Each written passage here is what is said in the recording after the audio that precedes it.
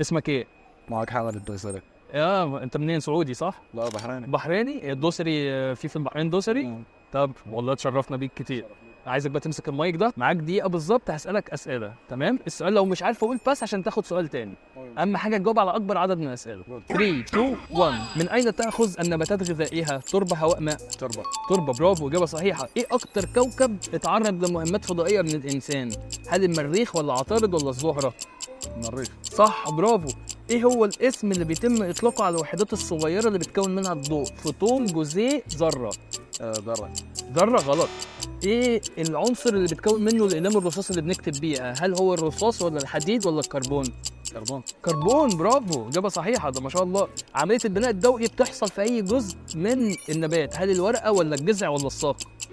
الساق. غلط، الورقه. ايه هو القوه اللي بتخلي الكواكب تدور حوالين الشمس؟ هل الجاذبيه ولا القوه الكهربائيه ولا القوه المغناطيسيه؟ مغناطيسية. المغناطيسيه غلط، الجاذبيه. مين العالم اللي اخترع الديناميت؟ هل الفريد نوبل ولا اينشتاين ولا نيوتن؟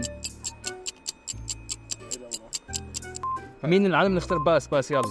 ايه اكتر جزء بالنباتات يمتص الماء؟ غلط. خلاص خلصت الدقيقه، بس انت اكتر حد جاوب معانا. جاوب كام سؤال؟ 3. والله الله اكبر، مفيش حد عارف يجاوب اكتر من سؤالين. حبيبي تسلم، شرفت بيك قوي قوي.